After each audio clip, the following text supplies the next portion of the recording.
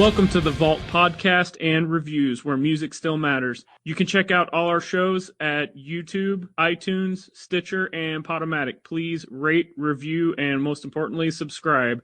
Also, make sure to check us out on social media, Facebook, Twitter, Instagram. And if you like what we're doing and you'd like to contribute to help us keep the show going, check out patreon.com/thevault. All right, it's time for some synchronized moshing with some metalcore from Parkway Drive. Yeah. Actually, this album sounds a little bit different than what they're usually putting out. So, Robbie's back with us today. How's it going? Oh man, awesome. How you doing? Doing pretty good. I was actually excited to review this. This was a request from somebody you know, correct?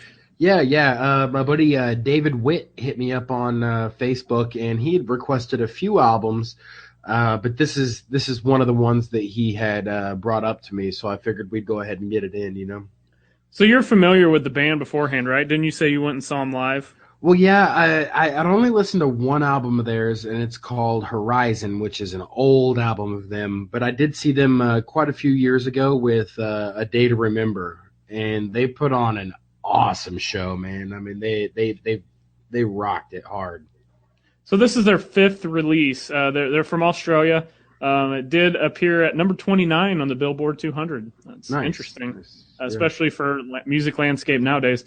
Supposedly this was going to be a change of styles. I did hear a lot of hype coming into this album, and I was pleasantly surprised with the change of styles. I'm not a diehard fan of this band, but everything they've put out previously has been not too bad. Yeah, it would get kind of bland at times, but yeah. They mixed this one up quite a bit. What did you have any kind of preconceived notions coming in? Really, I mean, the only preconceived notion that I had was the fact that I had listened to that Horizon album and seen him live. So when I listened to this, I had fairly high expectations coming into it, and I wasn't let down. I was honestly pleasantly surprised with how they switched up their styles, and they bring a lot to the table on this album. So the opening track, Destroyer, I was pretty much it was one of my favorite tracks on the album, and you could tell right off the bat that they were changing something. Yep. The vocals stayed a lot of the same, but there's this overtone throughout the whole entire album of like classic 80s heavy metal, except Iron Maiden kind of riffs in there, and I think that was a nice change of pace instead of just the same like breakdown like that stuff can get old. Well, you compared it to like 80s metal and stuff like that, so you're gonna be kind of surprised as to what I thought their influences were for this album. Like I picked out three bands that I kind of thought reminded me of what they were doing here. I kind of heard like a Lamb of God feel in some of it. I pulled out a little bit of like Kill Switch Engage, and even a little Hatebreed is kind of what those kind of styles are kind of what I feel like they meshed them together in this album in some songs. That's actually pretty accurate, because Lamb of God and especially Kill Switch, they use a lot of the melodic riffs, and they don't have the same kind of feel. Like this totally has this like 80s feel to it on some things. There's some songs on here that are I guess interesting to say the least. Like right off the bat, the song Crushed. Oh, I was going to say that's one of my favorites I pulled off this album. Rage Against the Machine. That's exactly what that sounds absolutely. Like. We're being crushed by the fists of God. Well, like lyrically and musically, like that song just screams Rage Against the Machine. It does, absolutely. Now, they didn't have the funkiness in the rap that Rage had. It had the same feel, though. Yeah, absolutely. My favorite songs, Destroyer, Vice Grip, Fractures. And mainly all of those because they sound like classic 80s heavy metal, and I'm just such a huge fan of that stuff. But, I wanted to point out some of the stuff I had that was a little bit interesting. I already said Crushed because it had that Rage Against the Machine. Mm-hmm. Writings on the Wall was like super, super cheesy. Like, I don't... Oh, Writings on the Wall? That was one of my favorite ones I picked out. Well, why'd you like it? I'm just curious. Here's why I really liked it, man, was because Writings on the Wall, they started off as kind of like a rap song. You know what I mean? And I mean, he was spitting. I mean, he was rapping. He may have been doing it in that like real rough voice, but he was rapping, and then all of a sudden they switch it and they change it up and they go right back into some like hardcore stuff, and then back to some a little bit of rap. So I really thought I think that's what killed it for me. Then it was that opening little rap part, and I don't have anything against rap, obviously, or rap metal, because I mentioned Rage Against the Machine, and I love those guys. Honestly, I just liked it because it's not what I did not expect something like that to come off this album. Hey, well then we're in agreement that this whole album is stuff we didn't totally expect. And that's a great album, like if they can switch it up and bring styles to the table that people were not expecting to hear from them. Sound of Violence, another one I wanted to bring up. That's like total new metal, like if you guys know new metal bands, I'm trying to think of a comparison specifically for this song, and I'm not coming up with anything. I mean, I can come up with some new metal bands, but they may not. Yeah, exactly. They're not going to fit. Like, I like to maybe try to compare some of these songs we go over with specific bands. I mentioned earlier, like Accept or Iron Maiden, stuff like that. There's just a lot of these songs that just sound like 80s. Dedicated has more of a classic Parkway Drive sound with the, kind of more basic riffs. A Deathless Song, it's kind of got this cool feel. The song structure is interesting. What else do you got on here? Man, Deathless Song was one of the ones I didn't like as much as I liked the rest of the album. That's understandable. It was a little weird. It was a little ballady. Yeah, I hate ballads. So for me to point this out as being a not halfway decent. Yeah, absolutely. So here's one thing that I thought of. They do Writings on the Wall, like we were talking about. They go into the rap song, then they drop in some heavy guitars. The singer breaks loose. I also really enjoyed the piano part in that song. Yeah, I agree. That was really cool. And then, so that song's a little slower, and then all of a sudden it's like, boom, in your face with Bottom Feeder.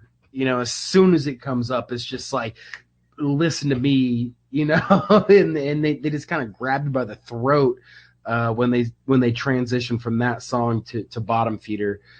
So I really, really enjoyed Bottom Feeder as well. One thing I kind of noted on that was this dude who writes the lyrics is pissed at somebody, because there's a lot of talk of rats and snakes, like people who are fake, fake for the show, and and that kind of stuff. And so he kind of brings that forth in his lyrics, man. I mean, he's obviously had either been done wrong or whatever, and I love being able to pick that up out of music, like somebody's emotional connection with what they wrote, and I felt that in a lot of their songs, talking about people being fake, and you can't trust this or that, rats and snakes, and I really dug that. I like that a lot. I also like the structure of the album, the way it's put together. Like you mentioned, you go from the one kind of rap song, a little different, to the next one, Bottom Feeders, just in your face, and then the opening track, Destroyer, which is my favorite song. You open the track, you open the album with you're like, whoa, okay, this is going to be interesting. And that song had a really sweet breakdown to it, which I love those breakdowns, like A Day to Remember does. And they kept them in here. That's what I absolutely love. They kept them, but then just added more styles. Like A Day to Remember is really good, and they have a lot of technical stuff though also. But a lot of these bands, the breakdowns become like all they do, and it just gets so stale. But this album definitely, added some extra elements to keep that from not being so stale. Absolutely, man. And when you look at a picture of these guys, you're like, no way. They're like GQ guys. There's no way they make this music, but you gotta give them respect, man. I mean, you obviously, the old saying is you can't judge a book by its cover. So I mean. But they just look like GQ pretty boys for the most part, with a couple tattoos, and you just don't expect, especially the lead singer, you don't expect him to come out with these low screams, like just grabbing you by the throat and beating your mama kind of singing, All right, so let's jump to the negatives. What do you got? Some of the singing parts were pretty cheesy, like right at the beginning of of Deathless song, Hmm. like just the kind of the way he's singing there. To me, I call it cheesy. I know that's not a technical term, but it's just kind of cheesy. And a couple of the songs were like that, but they may start off the song like that, real cheesy singing, but immediately they snatch you right back from that and drop you into some real heavy guitar riffs and some brutal singing. And so they did a good job like switching it up and not just repeating the same thing on the entire album. Yeah, I think cheesy is a good way to put it because that's one of the big negatives I had about this, and it's all not lyrically, like because again, I don't care too much about lyrical It's about the content. guitar riffs. The It guitar was riffs it are was cheesy. vocal it was vocal presentation, I will say. Like you said, a lot of times the way that he would say stuff, or I guess I didn't like the rap part for whatever. Like I didn't hate it. It just sounded corny, I like. just liked it because it was different. It wasn't something that I would expect to hear on a Parkway Drive album. Well, you could give this album almost an average score based off just being different alone. Yeah. Oh, absolutely, absolutely. And like I said, the last album of theirs I heard was Horizon, and I mean that had to come out like 6 or 7 years ago. I don't have the exact date, but it had to have been at least 5 years ago. The other negative that I'll say is almost kind of contradicting on the positive. The classic sound, it sounds awesome, almost doesn't sound natural. Yeah, Like it yeah. almost sounds like all right, let's try and rip off all these 80s guitar riffs. And it's not just that, but I heard that throughout the album, not just with the '80s stuff, but like with the rapping stuff and with this or that. Like I felt like I heard that a lot. All right, so at least we're on the same page there. So, For sure. you got anything else before we jump into the rating? No, I'm interested to hear what you rated this album. Oh, I forgot. Let's talk about our songs. I already said Destroyer, Vice Grip, Fractures. Those are the three songs I definitely like. What about you? I got the song Crushed, Writings on the Wall, and Dedicated.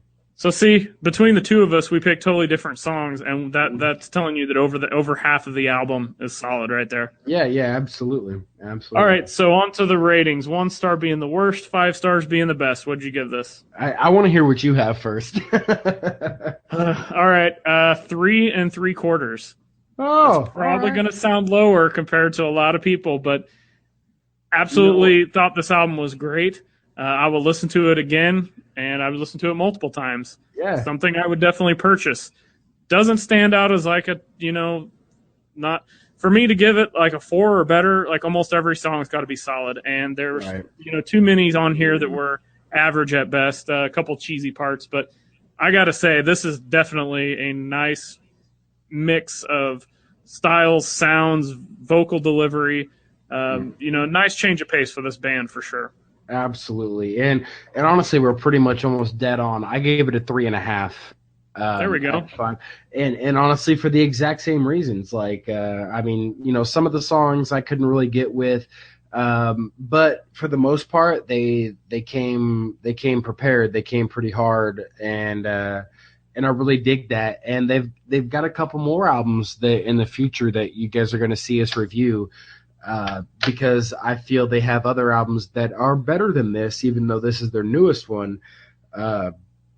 But yeah, so you can look forward to us doing another Parkway Drive review, I believe. And so I'll give this a 3.5 out of 5. Let us know what you think. What do you think of this album? Leave your comments in the comment section. Tell us we sucked. Tell us we agree. Tell us some other Parkway Drive that's better or worse. Make sure you support us on social media, Facebook, Instagram, Twitter. Please subscribe, rate, and review on YouTube, iTunes, Stitcher, Podomatic. And check us out on Patreon. Any amount you can donate, as little as $1, that averages out to about 33 cents a show. If we're worth 33 cents to you per show, consider giving $1. And not only that, if you want to give more, we've got all kinds of cool stuff that we could give away for perks. If you want to come on the show, you want to sponsor the show, you want a t-shirt, you want stickers, we got all different kinds of tiers you can pledge to get some of that cool stuff. So until next time, see you later.